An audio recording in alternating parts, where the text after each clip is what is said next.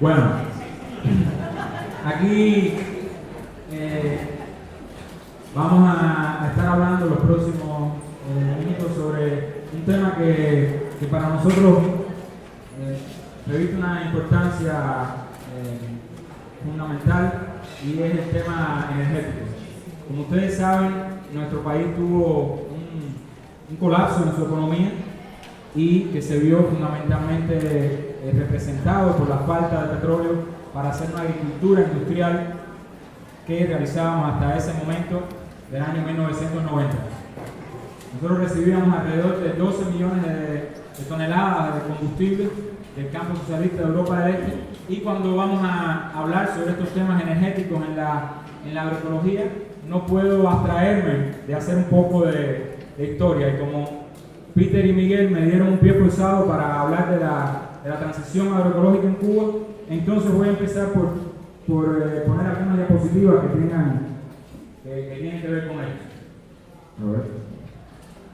Bien, en breve quiero hacer referencia a que el movimiento agroecológico en Cuba tiene una historia marcada desde sus inicios por el monocultivo, la agroexportación y la sobreexplotación de los recursos naturales. No es diferente a los modelos que han sido desarrollados en todos los países de América Latina y muchos países colonizados del mundo. Para hacer corta la historia, después del triunfo de la revolución, optamos por un modelo intensivo, industrial y con alta dependencia del exterior. Nuestro sistema social, que desde el inicio se había enfocado hacia la diversificación de los cultivos, y hay que ver los discursos de Fidel a principios de la revolución, que se pensaba en la diversificación de los cultivos. Bueno, la propia ley de reforma agraria, que le entregó las tierras a los que trabajaban, y también el hecho de producir alimentos de manera diversificada para la industria naciente en el país era uno de los principales objetivos de la revolución naciente. Sin embargo, con la alianza geopolítica con el campo socialista de Europa del Este, importamos un modelo intensivo en capital, en insumos, que estuvimos desarrollando durante los años 60, 70 y 80. Es decir, durante 30 años el país estuvo experimentando un cambio en la intensidad, una alta intensidad en los sistemas agrícolas y ganaderos, y una alta dependencia de insumos del exterior. En general, alrededor de 400 años de agricultura en Cuba han tenido consecuencias bastante, digamos, negativas en la transformación del medio natural cubano, como la degradación de nuestros suelos, que a la llegada de los españoles se decía que se podía atravesar la isla debajo de los árboles para la construcción de navíos y para otros fines, entre ellos la siembra de la caña de azúcar en grandes extensiones en el país. Una gran pérdida de biodiversidad, aunque Cuba todavía es el centro de diversidad mayor en las Antillas mayores y menores.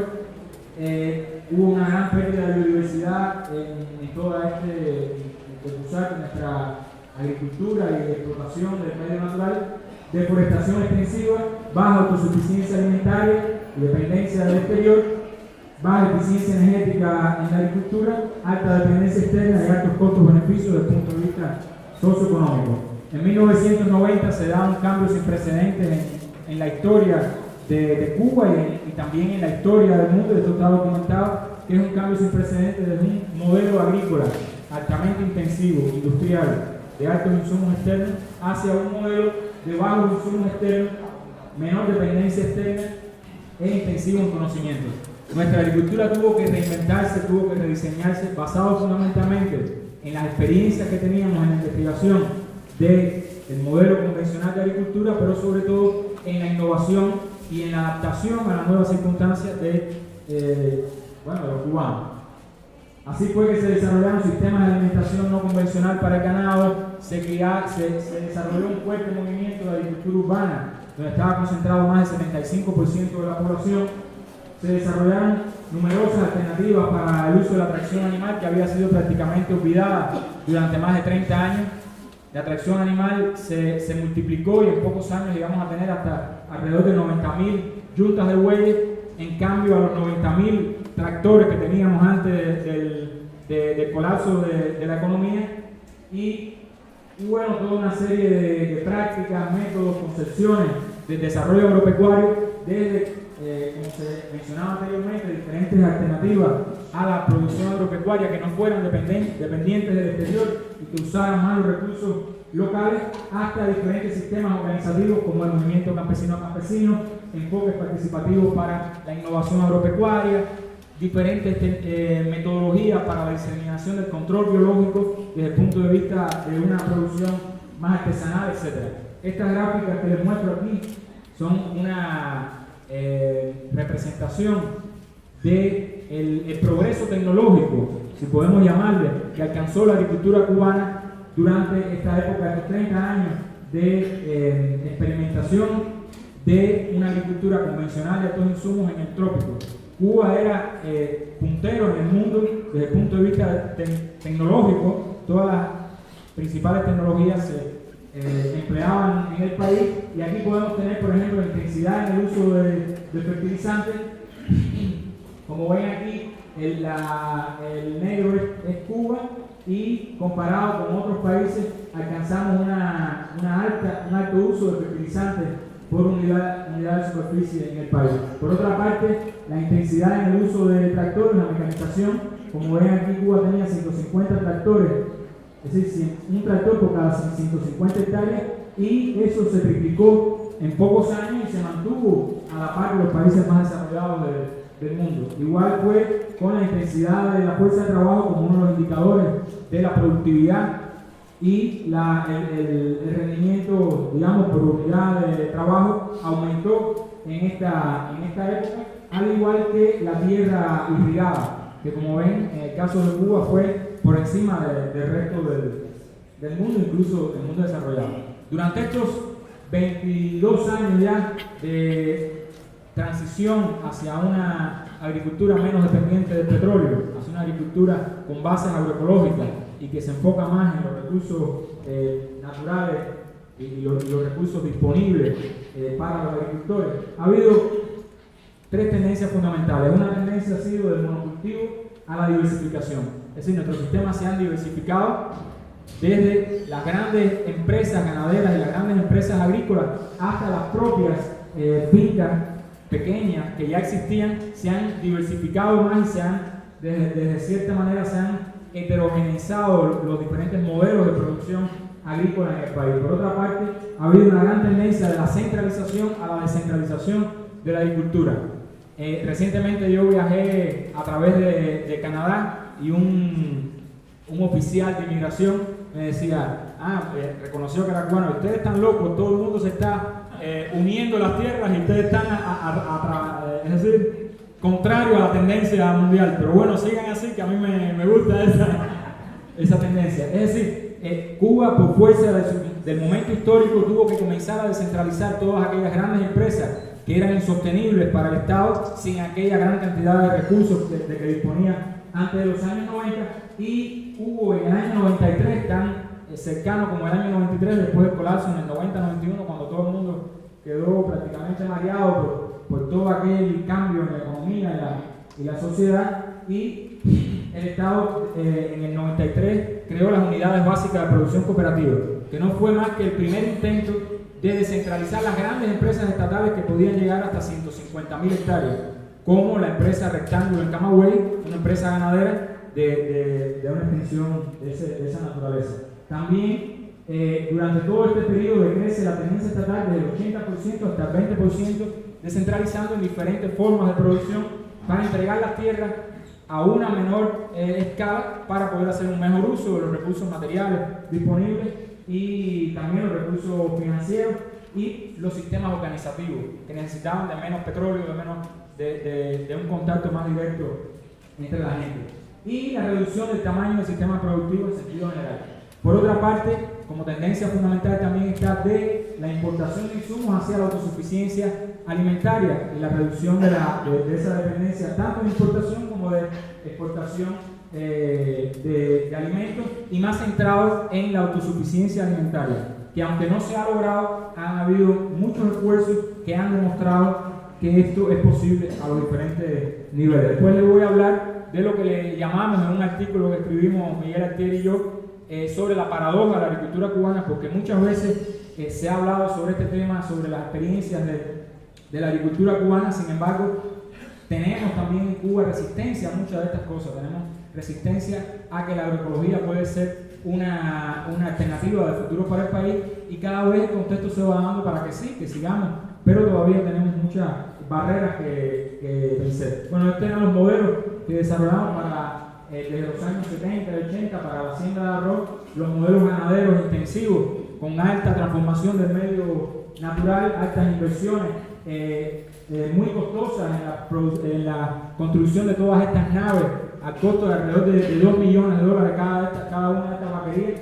Se construyeron alrededor de 3.000 vaquerías de este tipo en el país, toda la mecanización de los procesos en la agricultura, en la ganadería, y Ubre Blanca, que es nuestra vaca recordista mundial, fue como un ícono del desarrollo ganadero. El ícono porque fue una vaca que era recordista mundial, produjo 111 litros de leche en un día, que está en una urna de cristal en el Centro Nacional de Sanidad Agropecuaria, y Ubre Blanca demostró de cierta manera ese progreso tecnológico y las grandes esperanzas que había de esta concepción. Cuba no estaba aislada, por supuesto, de un contexto internacional, no estaba aislada del positivismo, tanto en medio de la Guerra Fría, del positivismo que significaba para la agricultura la obtención de alto rendimiento. Y bueno, qué mejor que aplicarlo en una isla como Cuba, en medio del Caribe, que era también una referencia para el resto de América Latina. Y bueno, se le puso todo lo que hacía falta. Nosotros siempre hablamos de la tubería. La tubería es por donde venían todos esos recursos que no costaban.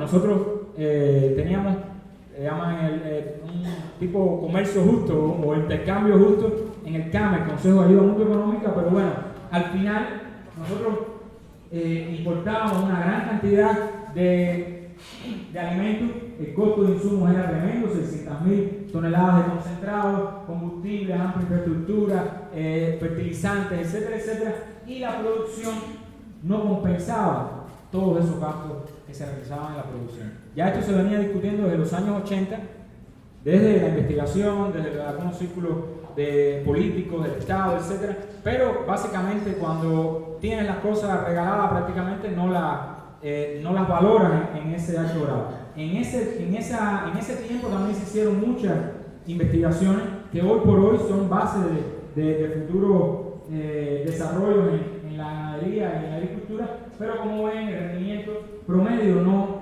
ameritaba todo ese ejercicio desde el punto de vista económico, desde el punto de vista material y sobre todo desde el punto de vista energético. Es el tema que nos toca, ¿no? La energía es la representación de cada uno de esos insumos que venían del exterior, tenían su equivalencia energética. Nuestra ganadería, por cada caloría que producía, gastaba más de 5 calorías, es decir, 5,6.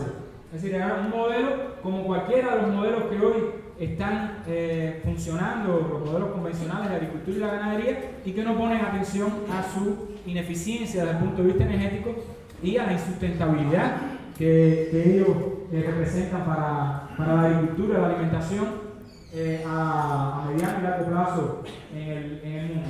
Este fue un cálculo de manera global que hicimos de la ganadería en Cuba, donde no contamos incluso las instalaciones, las vías, todo ese esfuerzo en infraestructura que se hizo para tener un sistema que es clásico en el mundo de colapso de una ganadería, de una agricultura industrializada por falta de insumos externos. Eso puede suceder en cualquier otro país por cualquier otro fenómeno que hoy dependa altamente en recursos y que parecen, como parecían en aquellos momentos para nosotros, ilimitados y para siempre. Porque esa relación que existió entre Cuba y el campo socialista parecía que era infranqueable y que era por siempre. Aquí tenemos una explicación de esto, de por qué en aquel momento se pensaba así. Era mejor para controlar los ciclos productivos, la simplificación del agroecosistema, se podía incrementar la escala de producción, se podía mecanizar mejor los procesos y necesitaba menor fuerza de trabajo. Teníamos la gente en las ciudades, tenían mejor acceso a la educación la cultura, no es que se estaba pensando de una manera, digamos, evil o mala, ¿no?, para la sociedad, sino que se querían resolver una serie de problemas, pero ese sistema, ese modelo requería mayores fuentes de energía de las que nosotros podíamos sostener. Y toda esta energía venía a través de subsidios. Contrastando con lo que sucede hoy en América Latina, es lo mismo. Es el mismo modelo que nosotros quisimos implantar en aquella época y que colapsó estrepitosamente a principios de los 90, lo que le llamamos desierto oeste. Esto fue una foto que yo tomé en Paraná, en un recorrido que hice con algunas personas. Y es una demostración de lo que está sucediendo en el mundo, un incremento en la producción de cereales. Sin embargo, la eficiencia en el uso del nitrógeno, y el nitrógeno como un componente de la eficiencia energética importante, es cada vez menor. Es decir, estos sistemas cada vez son menos eficientes en el uso de los nutrientes, y especialmente el nitrógeno y otros nutrientes, al igual que el uso de pesticidas. Es decir, cada vez aumenta la cantidad de insumos energéticos que se necesita emplear, sin hablar de la maquinaria, sin hablar de toda la estructura que está asociada a estos sistemas, por unidad de producto. Y esto continúa siendo así precisamente por cómo están establecidos los sistemas especulativos en la agricultura y todo, que ya están cotizando en la bolsa, y entonces es lo que permite toda esta irracionalidad. Y bueno, fundamentalmente granos para la alimentación de cerdos. Ya en el año 2001 Pimentel decía que con el consumo de granos solamente empleado para la alimentación animal en los Estados Unidos se podía alimentar alrededor de 800 millones de personas. Esta es una tendencia que ha seguido fortaleciéndose, ha seguido profundizando también la inequidad y la exclusión de los agricultores que vivían en esa zona, y también toda la inequidad que existe en el mercado, en las cadenas alimentarias a nivel mundial. Y bueno, tenemos el tema de la producción de biocombustible a partir de 50, según este estudio, de $50 de barril. Ya es económico producir biocombustible, bioetanol y todo ese maíz que se está produciendo. Entonces no va a alimentar personas, ni siquiera animales, sino va a formar parte de la matriz energética de los sistemas sociales, ¿no?, y sobre todo para alimentar a los animales, los autos. Ahora, podemos decir que por principio los sistemas subsidiados con alto nivel de artificialización son ineficientes. Aquí podemos discutir una serie de cosas, pero al final, cuando llegamos a la raíz de cómo funcionan estos sistemas que reducen la agrodiversidad, son fundamentalmente basados en una ineficiencia desde el punto de vista energético. No logran producir energía que ellos consumen, y cada vez en una espiral de dependencia en energía. Segundo, dependientes. Ellos no logran funcionar si no tienen esa energía que viene de fuera, esa energía y esos nutrientes y esos recursos financieros. Y frágiles, porque una vez que faltan estos recursos que vienen de fuera, colapsan los sistemas. Y eso es además de que estos sistemas no internalizan las externalidades que ellos producen. Que bueno, para eso los economistas ecológicos tienen muchos libros y muchas explicaciones que demuestran cómo el sistema agroalimentario mundial, basado en estas concepciones de dependencia industrial, etc., causan muchos más problemas a la sociedad que los problemas que intentan resolver con la producción de alimentos.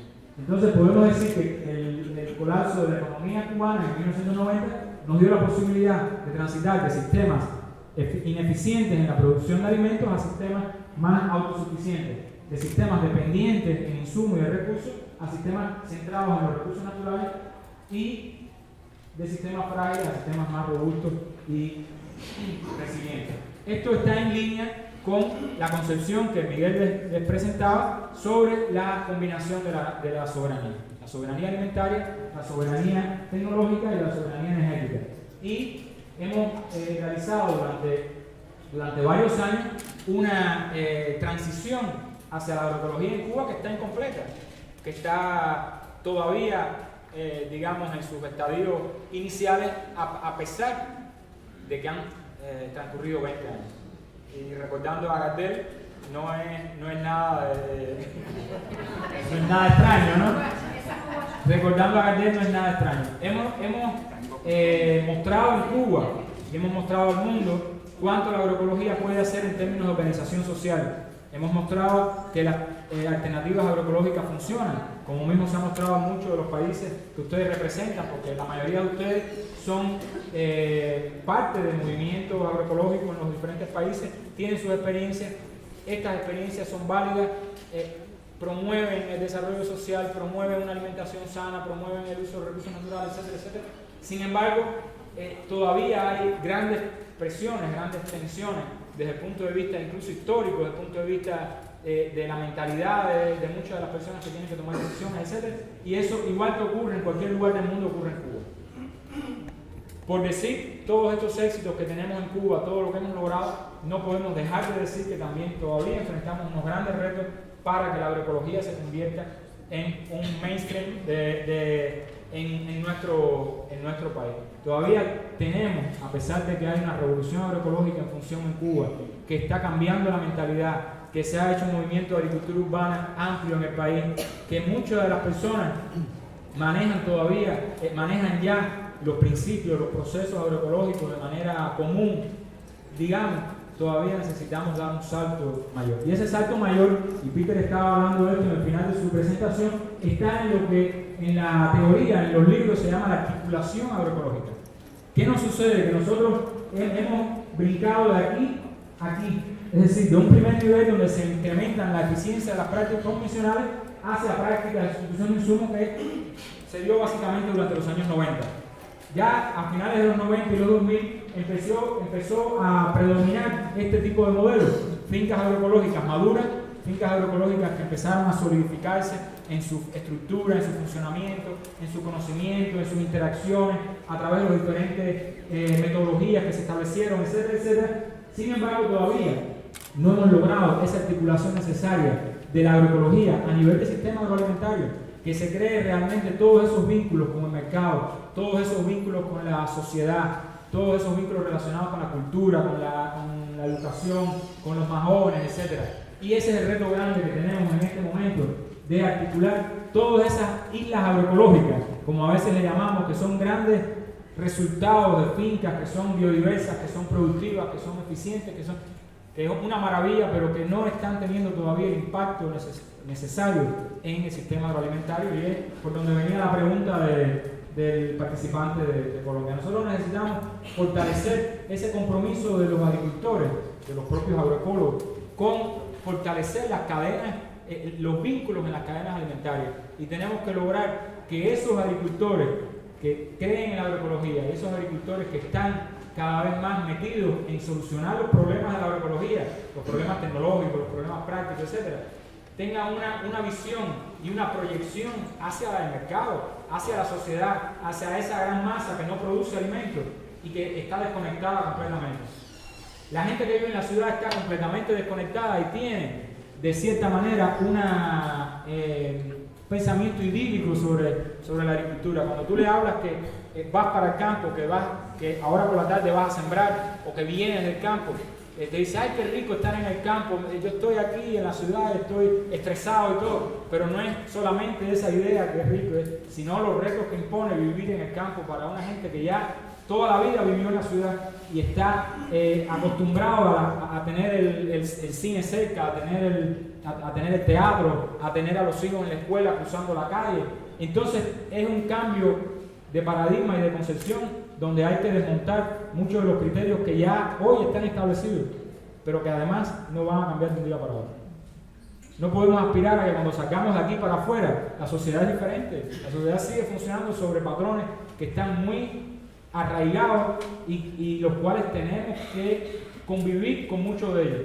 Y para transformar la sociedad tenemos que, si estamos haciendo agroecología, meternos en el tejido social y comprender cuáles son las carencias de la agroecología, y me estoy apartando de la energía.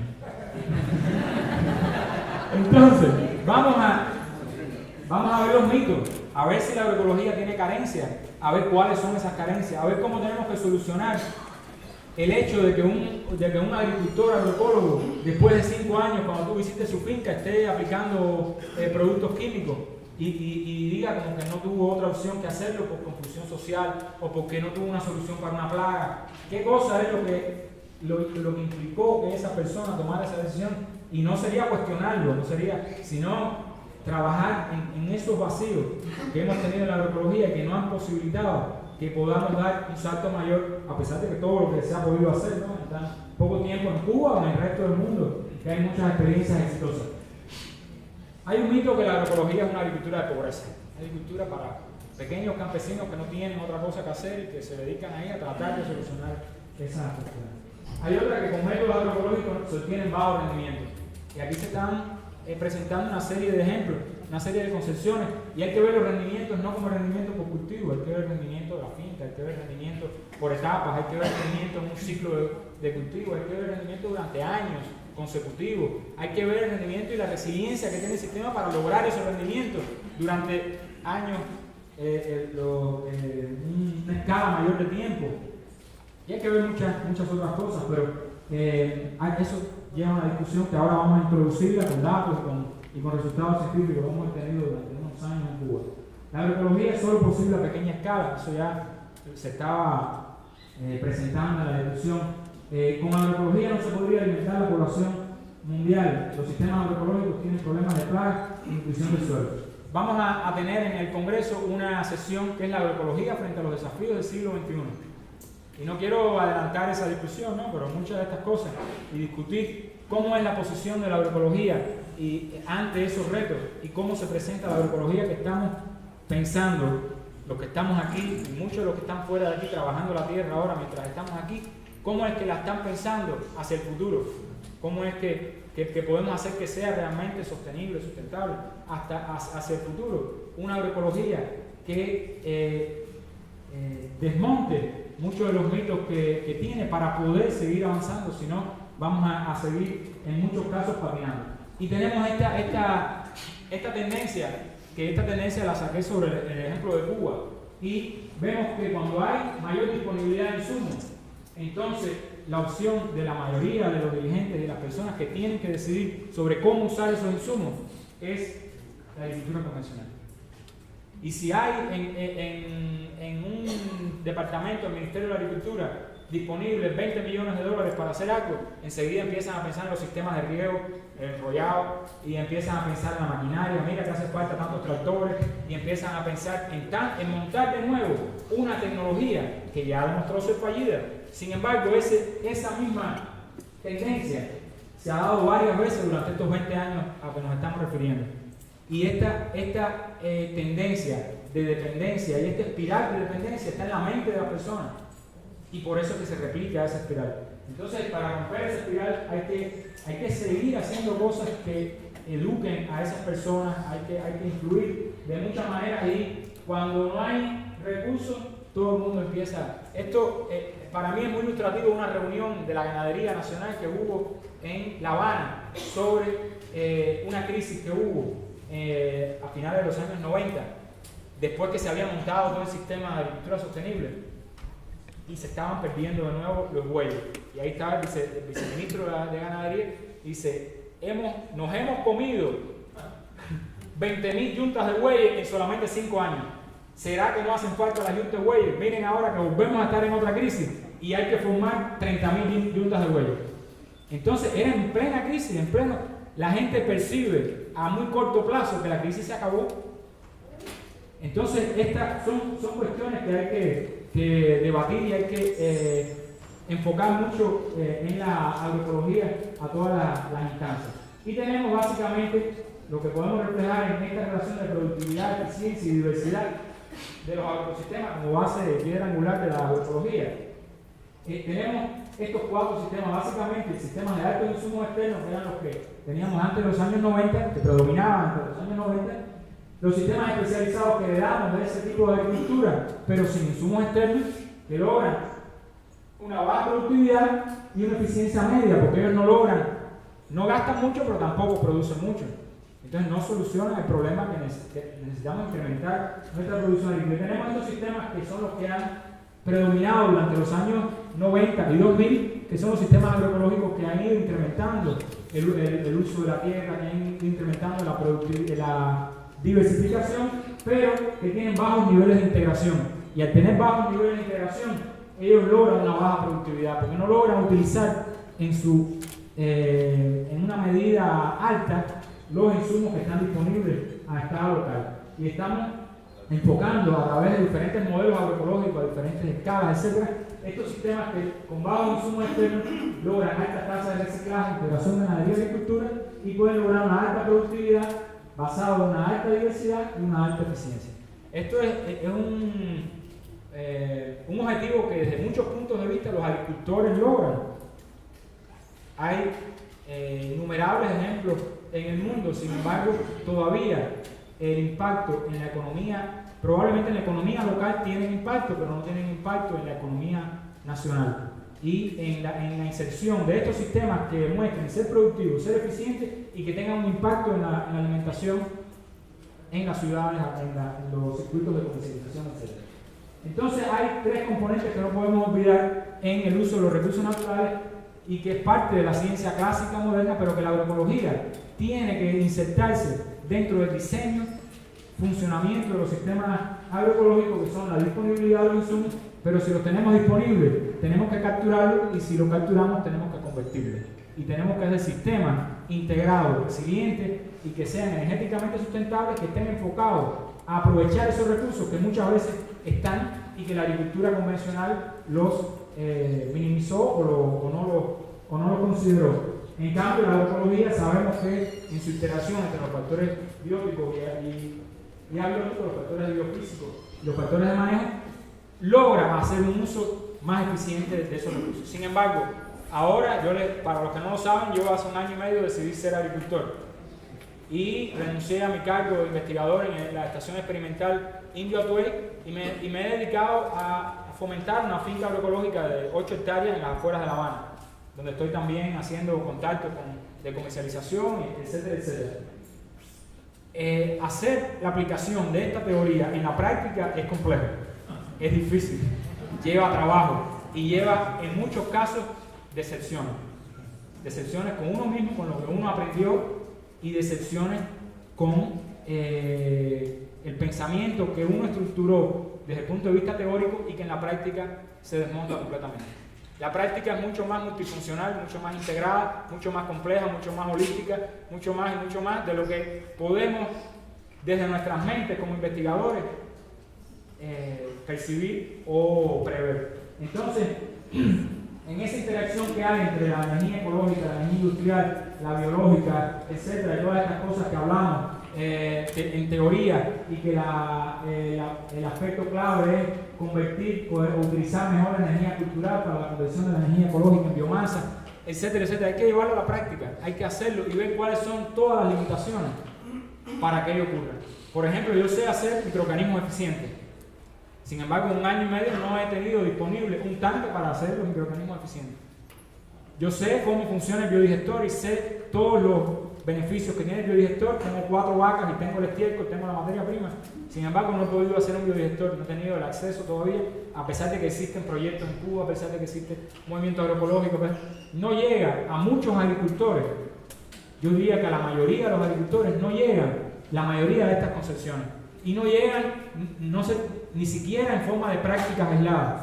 No llegan tampoco, y todavía faltará mucho para que lleguen en forma de sistemas integrados, en forma de sistemas que realmente aprovechen todo ese potencial que tiene la agroecología. Pero por eso no vamos a tirarnos a llorar, ¿no? El caso es que nosotros en 1 hectárea de tierra podemos capturar alrededor de 1 año, alrededor de 1.4 por 10 a la 10 kilocalorías por hectárea. No sé quién fue el que midió eso lo dice Pimentel, pero el caso es que eso representa alrededor de 1.7 millones de litros de combustible. Y que a través de los sistemas agroecológicos podemos lograr una mayor captura, conversión y uso de esa energía que está disponible. Desde que fluctúa desde los sistemas de baja productividad de 0,2 toneladas por hectárea de producción de biomasa por hectárea hasta 18 toneladas por hectárea con el caso de la caña y más. Yo le voy a poner algunos ejemplos de cómo un sistema agroecológico puede lograr sin demasiado estrés para las personas que trabajan en él, una captura, conversión y uso de esa energía que está disponible. La literatura habla que en la producción vegetal, desde el punto de vista del uso de los recursos naturales, no, si traemos cosas de fuera puede ser mucho más, pero el potencial está entre 11, mantener entre 11 y 15 personas, y desde el punto de vista de la producción vegetal y la producción animal de 2 a 3 personas. Esto es fácil de calcular en función de la cantidad de proteína y energía que produce la producción animal, la producción vegetal. Si queremos, podemos hacer el cálculo aquí de la producción de leche, cuánto puede producir una hectárea de leche y cuánta energía y proteína puede producir una hectárea de leche. Pero también lo tenemos en función de las diferentes producciones vegetales, producción animal de cada una, es decir, es relativo a la especie animal o la especie vegetal. Pero viene la pregunta fundamental aquí. ¿Qué área emplear más en la finca? ¿Producción agrícola o producción pecuaria? Si vemos a los vegetarianos, nos van a decir, no, elimina los animales, que las plantas son más eficientes desde el punto de vista, no compiten con los seres humanos, pero además no tienen los problemas, que la proteína animal tiene problemas, etcétera, etcétera. Pero todavía vivimos en una sociedad fundamentalmente carnívora, no hemos todavía llegado al caso de los coreanos. Nosotros estuvimos una semana en Corea y pasamos un trabajo allí comiendo arroz, con croquetas y eso, tremendo. Es decir, tenemos que seguir pensando, y yo sé que muchos de los que estamos aquí estamos pensando en cómo solucionar el problema de la ganadería, que es por mucho uno de los problemas más graves de deterioro ambiental de nuestra agricultura. Bueno, la ganadería en todas sus formas, ¿no? Todos esos sistemas que se han desarrollado, que han cambiado el panorama ambiental para proporcionar comida a los animales, para comer proteína animal. Ahí Enrique Mugueito les va a hablar bastante de esto mañana, creo que es esta tarde. Mañana. Bueno, mayor o menor área destinada a la producción animal o vegetal. Me remonto a principios de los años 90, cuando empezamos a tratar de responder esta pregunta junto con mi madre, que fue mi tutora en mi vida profesional también, y diseñamos, siguiendo muchos de los ejemplos del SET. Hubo una pregunta aquí del SET, siguiendo los ejemplos del SET, empezamos a diseñar estos sistemas de 1 hectárea. Nosotros le dijimos, bueno, como en Cuba las cosas siempre son la más grande de América Latina, si en Chile es la media hectárea, nosotros vamos a hacer una. Eso es como dice un primo mío que en Cuba tenemos la micropresa más grande de América Latina. Entonces, hicimos estos diferentes diseños de integración ganadería y agricultura, porque un problema grave de nuestra ganadería, de nuestra agricultura en general, era el énfasis en la ganadería que teníamos en el país y todos esos paisajes ganaderos totalmente antropizados. Y bueno, nosotros trabajábamos también en el Instituto de Investigaciones de Pastos y Forrajes. Entonces estábamos involucrados en cómo transformar la ganadería, cómo convertir de los sistemas especializados ganaderos en sistemas integrados de ganadería y agricultura. Y esto es un dibujo de mi hermano. Como ustedes ven, tenemos una familia agroecológica que todo el mundo está colaborando. Esto es un dibujo de mi hermano. Un día le dije, siéntate ahí, píntame ahí lo que estamos haciendo. Y bueno, me hacía estos dibujos tan bonitos, donde nosotros estábamos combinando la producción agrícola y ganadera y viendo qué resultados tan, digamos, asombrosos y que tampoco logramos capturarlo desde el punto de vista científico lo necesario. Yo terminé una tesis de doctorado con esto, pero siempre me quedó el mal sabor de que todavía faltaban muchas cosas por explicar. Pero bueno, llegamos hasta donde pudimos llegar en ese momento. Y tenemos aquí diferentes componentes del sistema que, contrario a lo que nosotros esperábamos, mientras más área le quitábamos a la producción de leche, al ganado para la producción de leche, más leche producíamos. Entonces decíamos, ¿pero cómo es esto? Bueno, empezamos a por supuesto, intencionar esto, ¿no? Y teníamos un área aquí que era de sistemas silvopastoriles, forraje, caña, maíz, subsistema agrícola, reciclábamos todo. Claro, como era tan cercano todo, lo llevábamos con la mano para aquí, para acá, y entonces todo aquello iba funcionando. No es único este experimento, hay muchos experimentos en Asia, en África, hay mucho que se ha escrito sobre estos temas y se ha escrito artículos científicos y hay también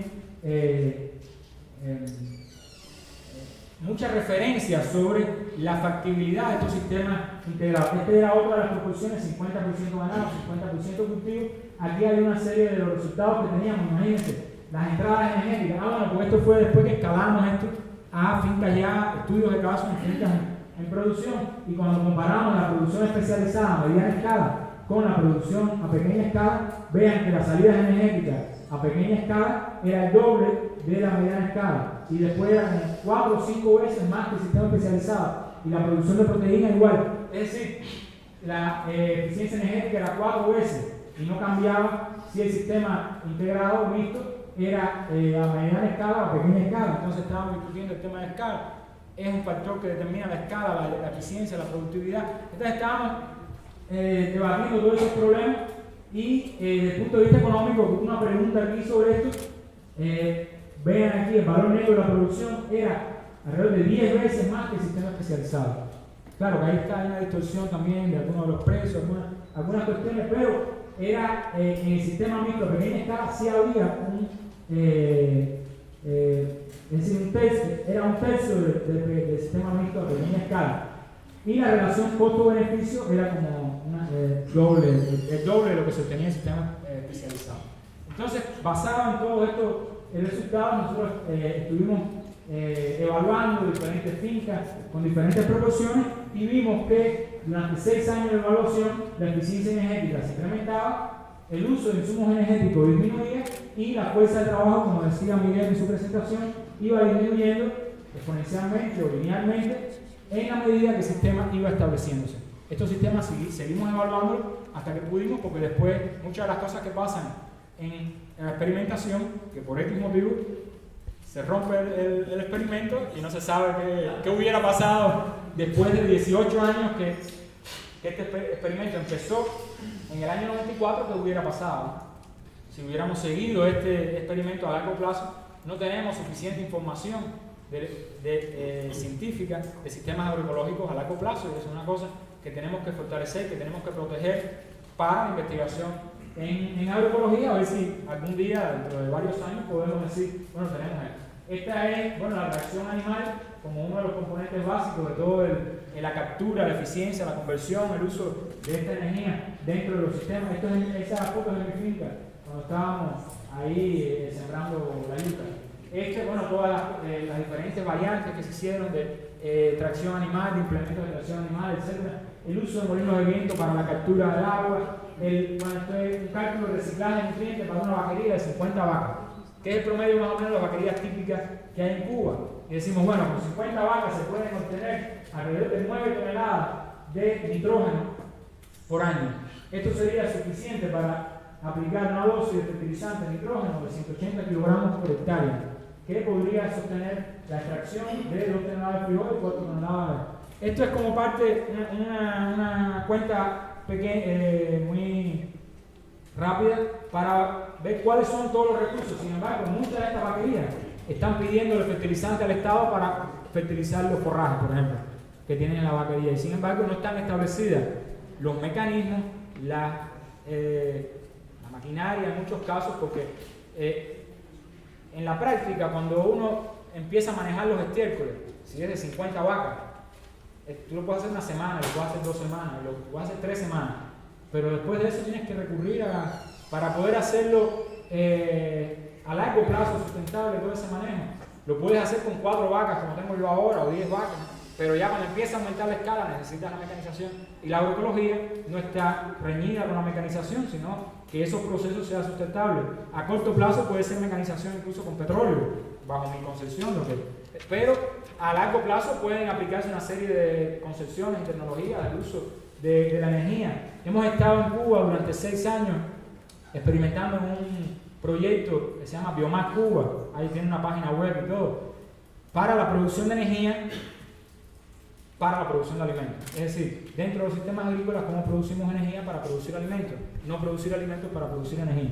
Y ha habido muchos resultados interesantes. Hay que ver después, cuando termine el financiamiento de la cooperación suiza, si siguen, ¿no? Entonces, esa es una cuestión, muchos resultados interesantes, muchas respuestas realmente efectivas, etcétera, pero la sustentabilidad de eso después, a más largo plazo, nos está fallando. Esta es una innovación de un agricultor en Cuba que está patentado y todo, pero dice que la patente es libre para el uso de la humanidad. que es el sistema de riego Franchi, que es un programador de riego basado en la gravedad, básicamente, ¿no?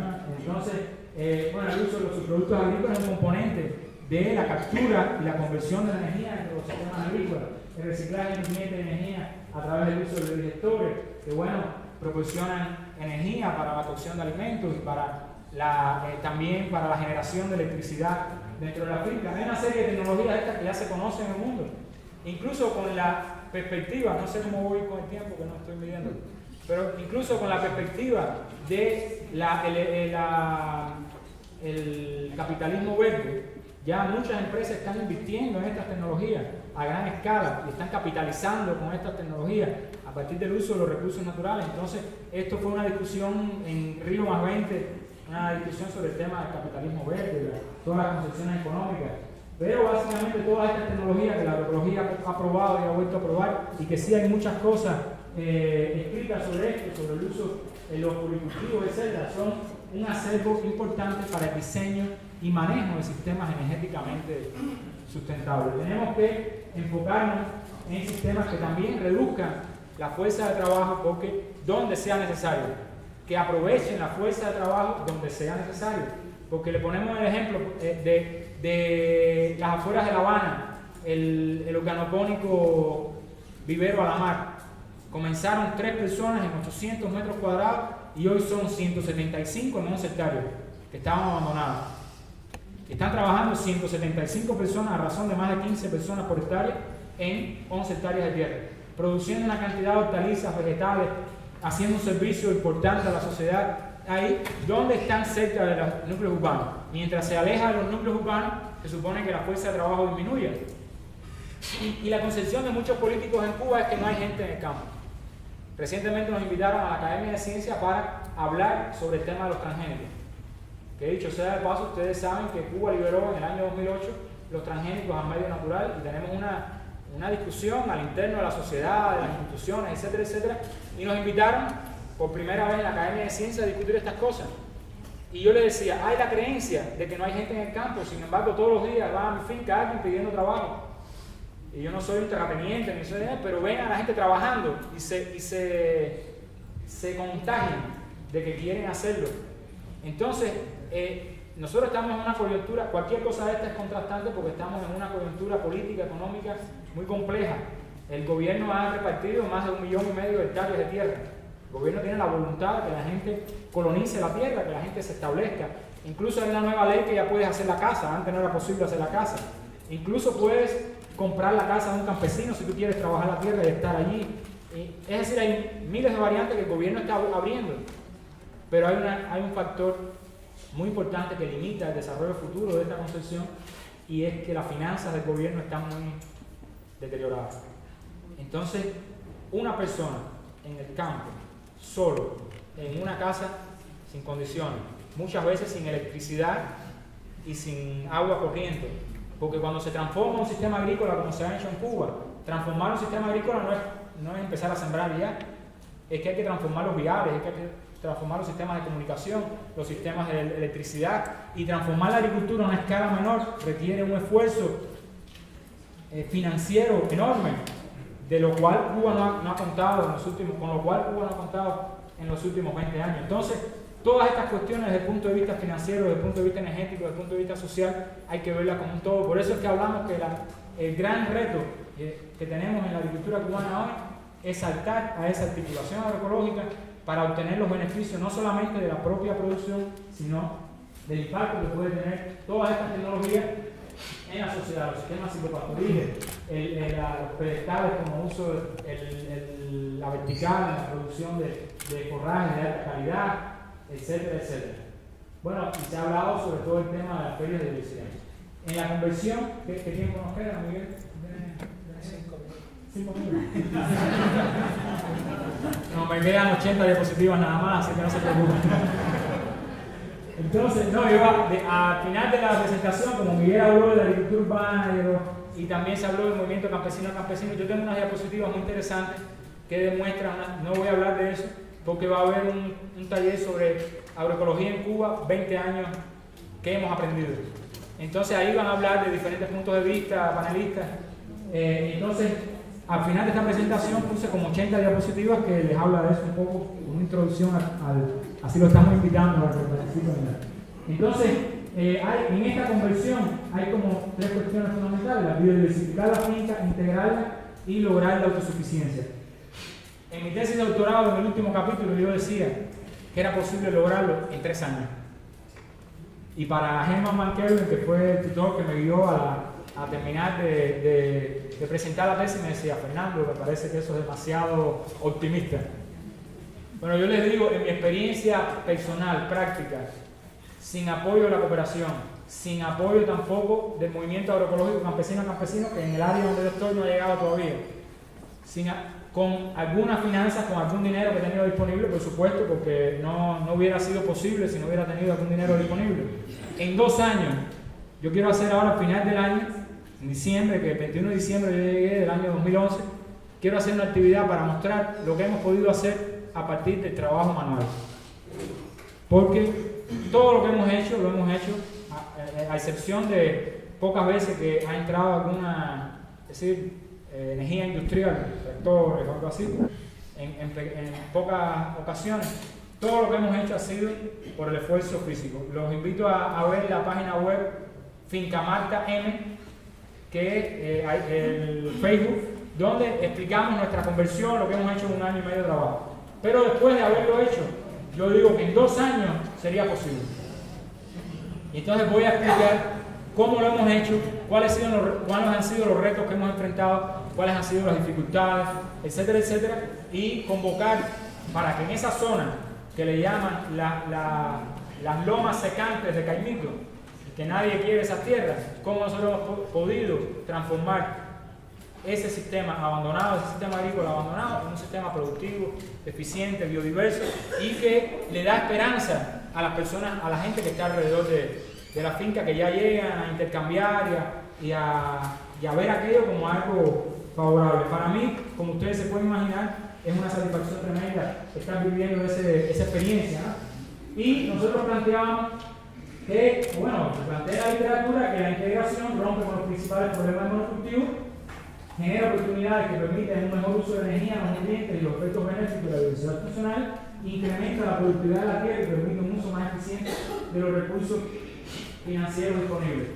Diversificación espacial y temporal, integración de la producción animal y vegetal, mantenimiento de altas tasas de reciclaje, optimización del uso del espacio. Estos son terminología, guía que aparecen en los libros de Altieri, de la agroecología, base científica para una agricultura sustentable, y que son bases científicas fuertes, importantes, que guían al movimiento agroecológico en su coevolución con los movimientos sociales, en su coevolución con los agricultores, con los campesinos, indígenas, etc.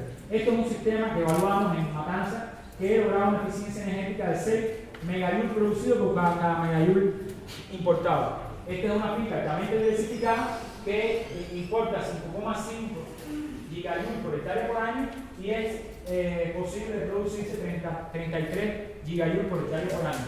Y es una finca que insiste mucho en el tema cultural, en el tema social, en la educación, es decir, cumple además de un papel fundamental desde el punto de vista educativo, desde el punto de vista didáctico, etc., cumple una función productiva y de uso eficiente de los recursos naturales. Este es otro modelo que hemos evaluado, que le llamamos un modelo agroecológico semi-industrial, donde Miguel estuvo en el año 2009, 2010, y recientemente también con una delegación que lo acompañó a Cuba, donde se logra el cierre de muchos de los ciclos de nutrientes y energía que permiten lograr una alta eficiencia y productividad en el sistema agroecológico diversificado. Este es uno de los sistemas que ya se proponían en los años 90 de Preston y Mugator en el año 92, donde se planteaba toda esa integración de la producción animal y vegetal y la capacidad que tenían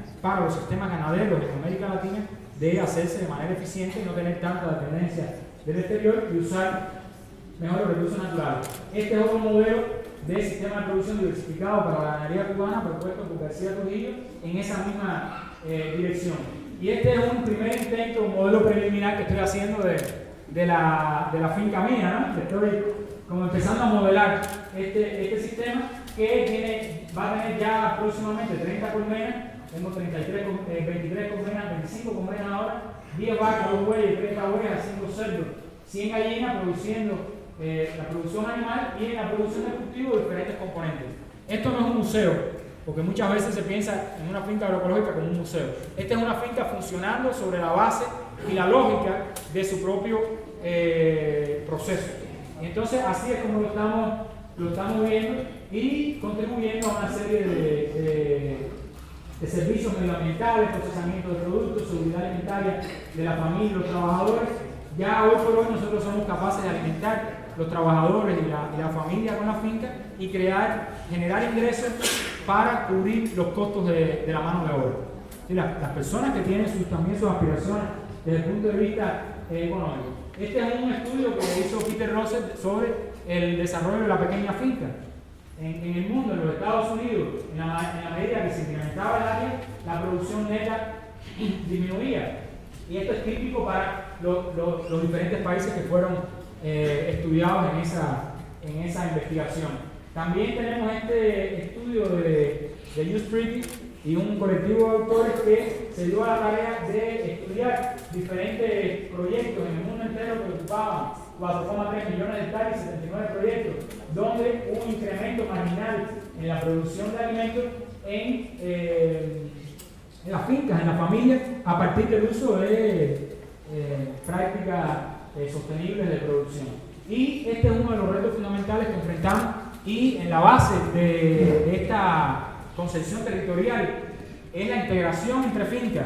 ¿Cómo es que cada una de las fincas? Ahora veníamos en el avión hablando con Michael Márquez, que es un estudiante mío de doctorado, el doctorado de agroecología latinoamericano de Colombia, y veníamos hablando porque se empiezan a crear nuevas oportunidades. Antes de ayer mismo llegó un vecino y me dijo: Fernando, ayúdame a diseñar mi finca porque yo veo que lo tuyo va avanzando, y incluso me dijo: si tú quieres, ocúpate de ella, porque le dije: no, yo quiero mis 8 hectáreas, yo lo que quiero es que tú hagas tu finca y vayas adelante con tu finca, y vamos ahora cuando regrese, vamos a hacer un taller y vamos a empezar a trabajar en el diseño de eso. Y es tratando de influir en los agricultores de la región, no solamente en términos, por supuesto, en términos económicos, en términos tecnológicos, sino en términos de unirnos para comercializar, en términos de unirnos desde una visión social, en resolver los problemas que tiene cada uno de ellos y cómo cumplir el precepto del cooperativismo, que tiene tantas cuestiones favorables para la agroecología.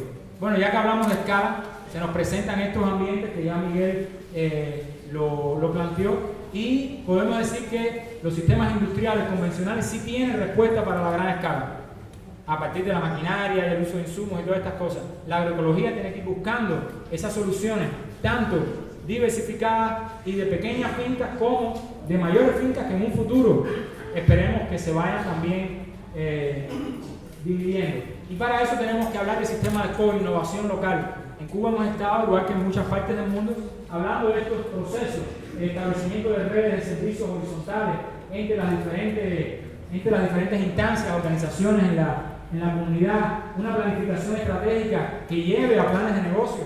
La gente quiere ver representación de la agroecología en su vida económica, en sus bolsillos, en el progreso de su familia. Y tenemos que ver la agroecología. Fíjense cómo está arraigado eso. Cuando yo llegué a la finca, tenía una casita de un campesino típica que todo el mundo llegaba y decía: ¡ay, qué linda la casita, qué linda la casita!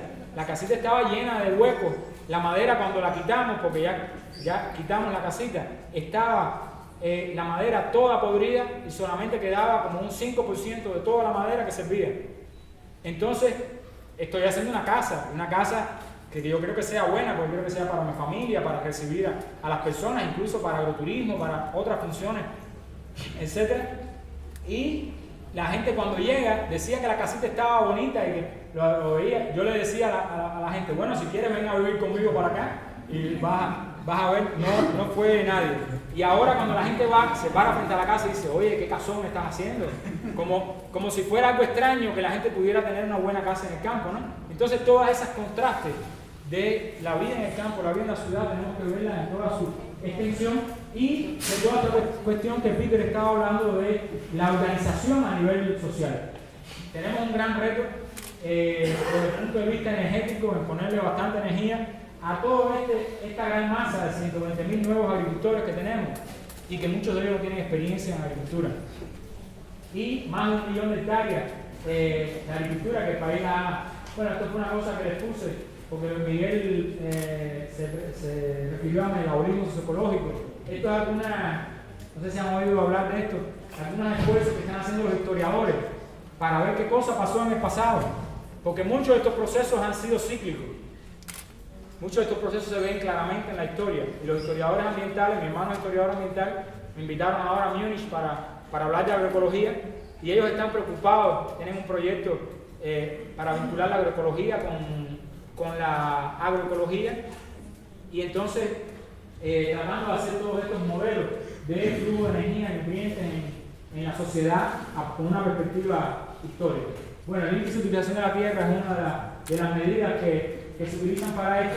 En una finca como esta que les dije, agroecológica semi-industrial, Fernando Dómez logra un índice de utilización de la tierra de 1.76, y el índice de utilización de la tierra lo trasladamos desde sistemas simples de cultivo hacia sistemas de manejo de la diversidad en una finca agroecológica en el año entero. Y a mayor índice de utilización de la tierra, reduce la cantidad de entrada energética por unidad de producto final y optimiza el uso de recursos naturales disponibles. Esto hay que seguirlo investigando a todos los niveles. Hay ya literatura que está mostrando la aplicación de este concepto para agricultura industrial, incluso para agricultura para producción de biocombustibles, porque no hay duda que los nichos ecológicos que cada una de las especies ocupan es importante para la producción final de proteínas, de energía, de grasa, etc.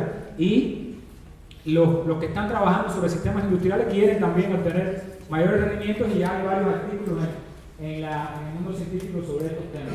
Hay mucha experiencia en la agroecología. Este es un sistema de 7 cultivos donde se está estableciendo aguacate, que es un modelo de frutales en las afueras de La Habana, donde se está estableciendo aguacate, pero a la vez se siembra guayaba, se siembra col, plátano, y todos estos recursos, agua, nutrientes, fuerza de trabajo, etcétera, etcétera, se están capturando a la misma vez por todos esos cultivos y están financiando el establecimiento del aguacate en la medida que también van produciendo una utilización mayor de la tierra.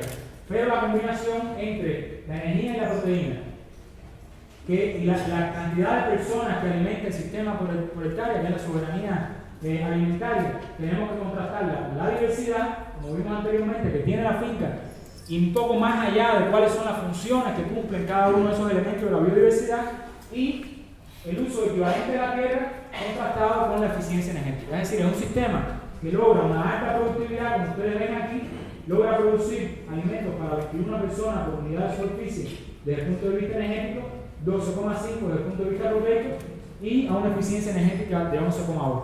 Es decir, por cada unidad energética que importa al sistema, está produciendo 11 unidades energéticas en forma de alimentos comestibles. Esa es la combinación de que estamos hablando de soberanía energética, soberanía tecnológica, de un sistema que va sobre la marcha diseñándose y emulándose en el tiempo, y la soberanía energética. Terminamos. El ejemplo que Miguel estaba hablando de la finca del medio en Santi Espíritu, una finca permacultural agroecológica que ha logrado un alto uso de los recursos naturales, una familia que Lady es miembro de esta familia, y que logra en una finca agroecológica en 10 hectáreas a menor escala, y que no utiliza prácticamente fuentes industriales de energía. Es decir, ellos logran las producciones que obtienen ahí, y ni siquiera piensos industriales, sino a través de sistemas agroforestales, etcétera, etcétera, y logran una eficiencia energética de 30 unidades producidas por cada unidad invertida, con una alta productividad también desde el punto de vista proteico y energético. Y volvemos a las 3 soberanías. Soberanía alimentaria, soberanía, es un gran reto que tenemos en los sistemas agroecológicos para lograr la resiliencia del sistema agrícola. Esto se puede lograr en una cooperativa. Si visitamos la cooperativa Juan Orama, en las afueras de La Habana, una cooperativa que anteriormente era ganadera, solamente ganadera de leche, y que ahora produce todo eso. Entonces hicimos el cálculo de eficiencia energética, es decir, la producción global el valor calórico, el valor proteico, la producción de energía de cada uno de esos productos y la producción de proteína de cada uno de esos productos. Esta es la producción global de proteína y energía alimentaria en los productos comercializados. Porque sabemos, en el caso de Cuba, probablemente en otros casos, que se está perdiendo incluso hasta el 50% de los alimentos que se producen. Y esto es un agujero negro importante dentro de los sistemas agrícolas y dentro de la agroecología que tenemos que solucionar. Si nosotros no logramos que lo que se produce, se procese, se almacene y llegue al consumidor, estamos perdiendo la mitad de lo que estamos produciendo. Entonces hay que, desde muchos puntos de vista, ganar en eficiencia en todo ese proceso para que se convierta en beneficio social. Por eso el tema de que tenemos que los circuitos cortos de comercialización ajustarlos, que realmente llegue. Fíjense cómo es tan complejo la cuestión, que yo estoy produciendo hierbabuena, la produzco y la cortamos a las 7 de la mañana y la entrego a las 9 de la mañana y muchas veces se me mustia. Y entonces, en un restaurante que quiere utilizar la hierbabuena para un buen mojito, no, quiere poner una buena hierbabuena y nos cuesta trabajo. Michael, que está trabajando en la finca, sabe lo que estoy diciendo. Nos cuesta trabajo lograr que la hierbabuena esté buena. Entonces, nos hace falta tal vez una cosa refrigerada o alguna manera de que nosotros logremos, aunque el circuito es corto, es complejo. Y es difícil que ese producto llegue con la calidad que tiene que llegar al consumidor. Entonces hay que innovar una serie de mecanismos de comercialización, de contacto con los productores y decir, bueno, aquí está todos los insumos que gastó esta cooperativa y este es el balance de eficiencia energética de todo lo que produjo y todo lo que gastó. Y aquí vemos que por cada 4 unidades que gasta, produce 1. Eso fue en el año 2010. Ahora podemos ir, cuando termine el año 2013, y decir, vamos a ver de las recomendaciones que dejamos y estuvimos conversando para la transformación de la cooperativa, qué hicieron y qué efecto tuvo en la eficiencia energética. La eficiencia energética la vemos como un componente básico y muy correlacionado con la eficiencia productiva, con el cierre de ciclo, con el diseño agroecológico y con todas estas otras cuestiones que forman parte. Y bueno, ese resumen. Área de la finca, 1025 hectáreas, que es la cooperativa Panorama. Energía, 2,9 gigajoules por hectárea, 32,7 proteínas, personas que alimentan desde el punto de vista energético 0,7, desde el punto de vista proteico 3,1 y eficiencia energética 0,25. Esto es un gran reto que tenemos que enfocar y hemos estado trabajando en el tema de las tipologías. Todavía hay que trabajar mucho en las tipologías porque ven que una tipología es la finca de Lady, otra finca es otra tipología es la finca de Fernando, otra tipología es la cooperativa aquella, y tenemos que ver cómo es que vamos saltando desde una tipología a otra. Aquí tomamos 25 fincas y tomamos cuál es el umbral que logra cada una de esas fincas, o el valor máximo que se logra dentro de las 25 fincas que se evaluaron a diferentes escalas. Y aquí tipificamos la finca y dividimos, bueno, por encima de 60 es el tipo 1, de 40 a 60 es el tipo 2 y por debajo de 40 es el tipo 3. Ahí pudimos identificar desde el punto de vista empírico diferentes tipologías de fincas agroecológicas que tienen características similares y después lo metimos los datos en un paquete estadístico y decimos, bueno, confirma estadísticamente que esas 3 tipologías realmente correspondían a 3 tipos bien definidos de acuerdo a los valores obtenidos de la evaluación de cada uno de los indicadores, no solamente la eficiencia energética, que influyen en la productividad y en el manejo del sistema. Entonces, esto es lo que nos dice que tenemos que ir a hacer análisis multifactorial, donde se incluya incluso no solamente las cuestiones tecnológicas, sino también las cuestiones sociales, el acceso a los mercados, etcétera, etcétera, sin hacer los cuestionarios esos que duran 3 o 4 horas. Entonces tenemos un sistema computarizado que mide todavía tenemos que mejorarlo, perfeccionarlo. Quisiéramos que un día esté en la página web de Sopla o en página web de diferentes instituciones una herramienta de este tipo que permita muy rápido, muy sencillo y no simple hacer análisis de sistemas agroecológicos diversificados y complejos de una manera accesible. Entonces este es un reto grande porque muchas veces la ciencia inventa cosas tan complejas, pero hay que tratar de popularizarlas, ¿no? Para como mismo la gente puede manejar un iPod en un día, que empiezan a familiarizarse y ya después no quieren soltar el iPod, ¿no? Que pase lo mismo con los sistemas antropológicos y con estos modelos de análisis. Muchas gracias.